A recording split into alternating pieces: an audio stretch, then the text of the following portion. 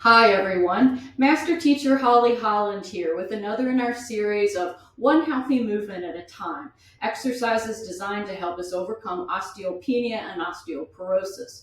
Today I'm going to be focusing on axial elongation.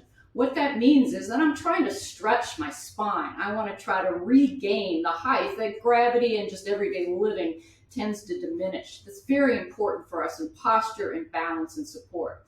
I'm going to use a 4-inch soft foam roller. I'll give you a link to where my favorite one is located because they're often hard to find. They're not those bigger ones that you may find in some of the variety stores. I'm on a safe mat here for nice cushioning, and I'm going to really try to create a hip hinge even in this position.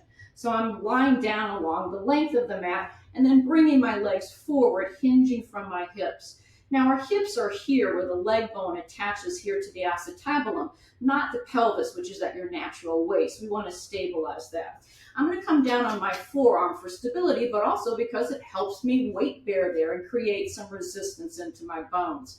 From here, I'm going to take two parts of my body, working them together what's known as multifocal movement, which improves our bone density. So we're going to stretch out through the hand and through the leg.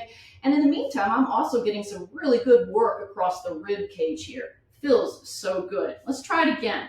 So press down on that bottom leg too. Create some resistance there. We try to use every opportunity we can to help those bones. One more for me. Reach out there and stretch. Now, the next part of this, you could take your hand behind your head is what I'm going to do, or you could use your top hand for a little bit of a kickstand. I'm going to try to elevate this here because it really works your obliques at the same time that it's stressing your hip. This is called side lying leg kick that we use in Pilates. I'm going to keep the leg at the height of the hip, so I'm really using the support muscles of the adductors here. I'm going to kick forward only as far as I can keep that movement in my hip and not move my pelvis, and draw back. As I kick forward, I'm flexing my foot, activating the hamstrings, and as I draw back, I'm activating the quadriceps in the front end. Kick, kick, inhale, exhale, back. You could do 8 to 10 here. I'm just going to do a few to show you the process. I'm definitely feeling that in my waist and into my hip. From here, I'm going to progress to what I call hot potatoes. I want to externally and internally rotate my femur bone, which is a really important part of building the most important bone in the hip.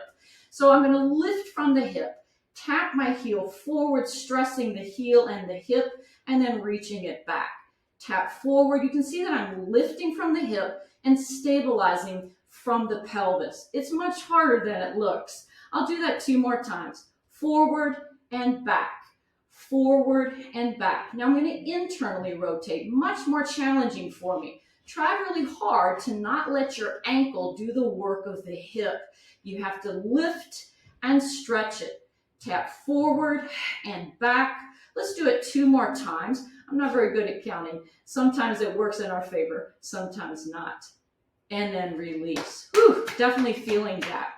Of course, you want to do both sides to even out, but I'm just going to keep it at that to keep the video short. Thanks so much for joining me. I'll see you next time.